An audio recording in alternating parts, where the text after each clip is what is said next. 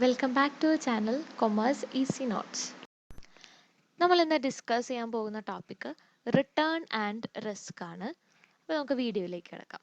കഴിഞ്ഞ വീഡിയോയിൽ നമ്മൾ ഡിസ്കസ് ചെയ്തത് റിട്ടേൺ, എക്സ്പെക്റ്റഡ് റിട്ടേൺ, ആ പോയിന്റ്സ് ഒക്കെ ആയിരുന്നു. അപ്പോൾ നമ്മൾ ഇന്ന് ഡിസ്കസ് ചെയ്യാൻ പോകുന്നത് റിസ്ക് ആണ്. എന്താണ് risk? Risk is the possibility of losing something or all of the original investment. നമ്മൾ ഇൻവെസ്റ്റ് ചെയ്യുന്നതിൻ്റെ ഒരു പോർഷൻ ആയിരിക്കാം, അല്ലെങ്കിൽ ദ ഹോൾ ഒറിജിനൽ ഇൻവെസ്റ്റ്മെന്റ് ആയിരിക്കാം. ആ ഒരു ലോസ് ഉണ്ടാവുന്നതിനാണ് റിസ്ക് എന്ന് പറയാം. അല്ലെങ്കിൽ the uncertainty about future events, അല്ലെങ്കിൽ ഫ്യൂച്ചറിൽ ഉണ്ടാകാൻ പോകുന്ന ഈവൻറ്റ്സിനെ നമുക്കൊരിക്കലും പ്രഡിക്റ്റ് ചെയ്യാൻ പറ്റില്ല. ആ ഒരു പ്രഡിക്റ്റ് ചെയ്യാൻ പറ്റാത്ത ആ ഒരു ഫാക്ടറാണ് റിസ്ക്. ഇനി നമുക്ക് കിട്ടുന്ന ഔട്ട്കം എപ്പോഴും അൺസർട്ടൻ ആയിരിക്കും, പക്ഷെ അത് റിസ്ക് എപ്പോഴും മെഷറബിൾ ആണ്.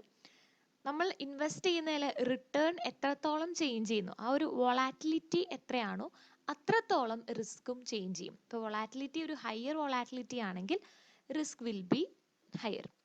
Next, risk return trade off. നമ്മൾ എപ്പോഴും ഡിസ്കസ് ചെയ്യുന്ന കാര്യമാണ് risk return trade off. That means risk increase ചെയ്യുമ്പോൾ റിട്ടേൺ ഇൻക്രീസ് ചെയ്യും, റിസ്ക് ഡിക്രീസ് ചെയ്യുകയാണെങ്കിൽ റിട്ടേൺ ഡിക്രീസ് ചെയ്യും. ഇതിൻ്റെ ബേസിസിലാണ് നമ്മൾ എല്ലാ റിസ്ക്കും മെഷർ ചെയ്യുന്നത്.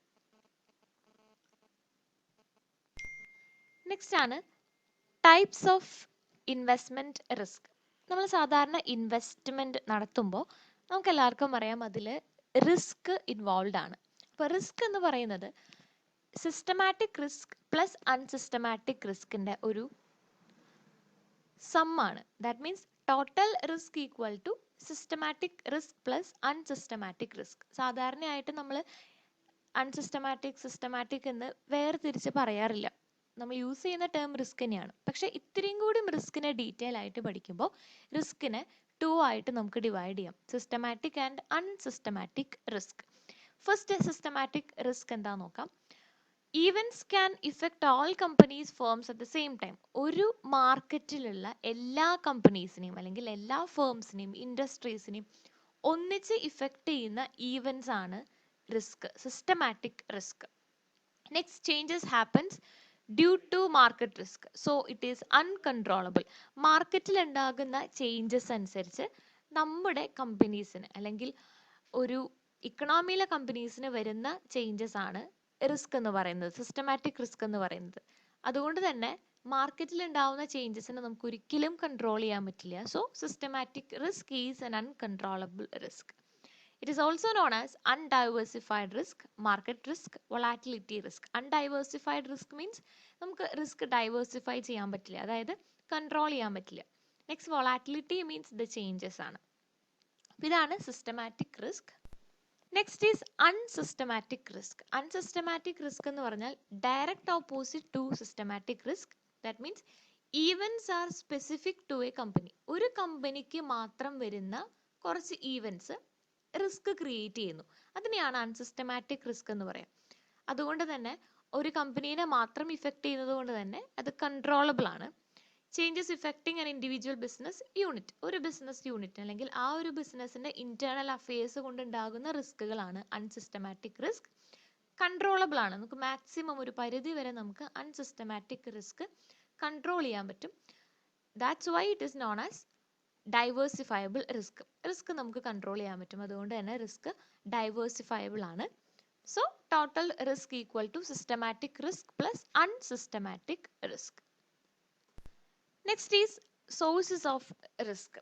റിസ്ക് അറൈസ് ചെയ്യുന്ന ഡിഫറെൻറ്റ് സോഴ്സസ് ഉണ്ട്, അതൊക്കെയാണ് നമ്മൾ ഇനി നോക്കുന്നത്. First, market risk. അത് ഓൾറെഡി നമ്മൾ പറഞ്ഞു. മാർക്കറ്റ് റിസ്ക്, മാർക്കറ്റിൽ ഉണ്ടാവുന്ന ഫ്ലക്ച്വേഷൻസ്, പ്രൈസിൽ ഉണ്ടാവുന്ന ഫ്ലക്ച്വേഷൻസ്, സ്റ്റോക്ക് എക്സ്ചേഞ്ചസിൽ, സ്റ്റോക്ക് മാർക്കറ്റ്സിൽ ഉണ്ടാവുന്ന ഫ്ലക്ച്വേഷൻസ് ഒക്കെ മാർക്കറ്റ് റിസ്ക് എമേർജ് ചെയ്യുന്നു.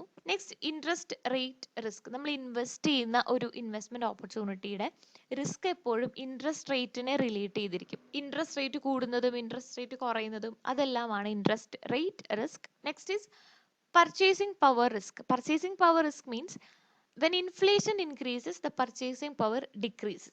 Purchasing power also known as inflation risk. Purchasing power റിസ്കിന് ഇൻഫ്ലേഷൻ റിസ്ക് എന്നും പറയാം. അപ്പം ഇൻഫ്ലേഷൻ്റെ ബേസിസിലാണ് നമ്മൾ എപ്പോഴും പർച്ചേസിംഗ് പവർ മെഷർ ചെയ്യുക.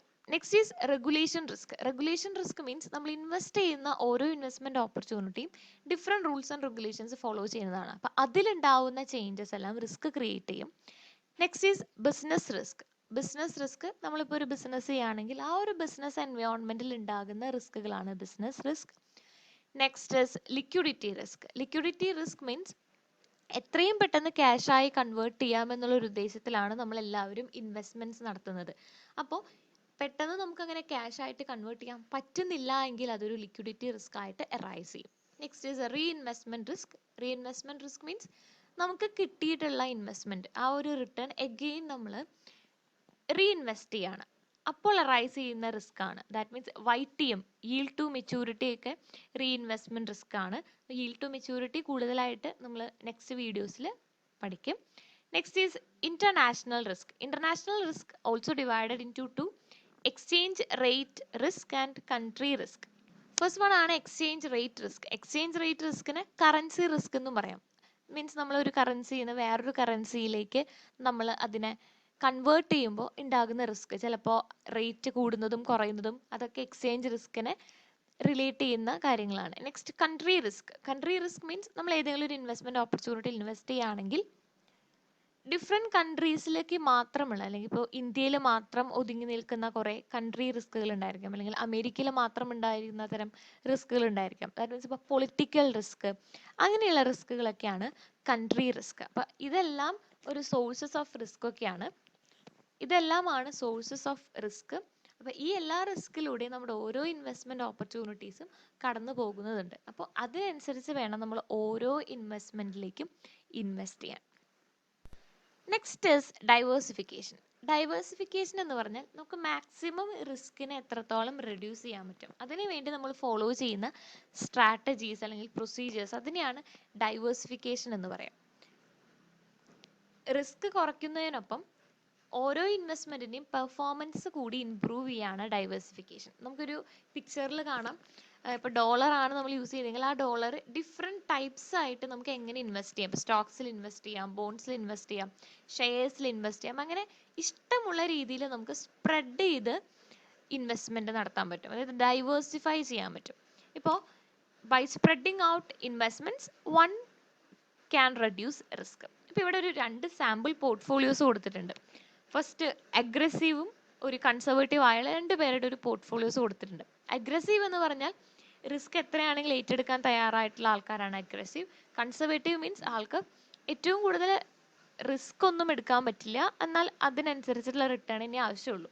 അപ്പോൾ ഈ ഒരു പോർട്ട്ഫോളിയോ നമുക്ക് നോക്കിയാൽ തന്നെ അറിയാം, അഗ്രസീവ് ആയിട്ടുള്ള ഒരാൾ ഏറ്റവും കൂടുതൽ ഇൻവെസ്റ്റ്മെൻറ്റ് നടത്തിയിട്ടുള്ളത് സ്റ്റോക്സിലാണ് 40%. പക്ഷേ കൺസർവേറ്റീവിൽ ബോണ്ടിലാണ് ഏറ്റവും കൂടുതൽ ഇൻവെസ്റ്റ്മെൻറ്റ് നടത്തിയിട്ടുള്ളത്. അപ്പോൾ നമുക്ക് നോക്കിയാൽ അറിയാം, സ്റ്റോക്കിൽ ഇൻവെസ്റ്റ് ചെയ്തിട്ടുള്ള ആൾക്കായിരിക്കും ഏറ്റവും കൂടുതൽ ഹൈ റിസ്ക്.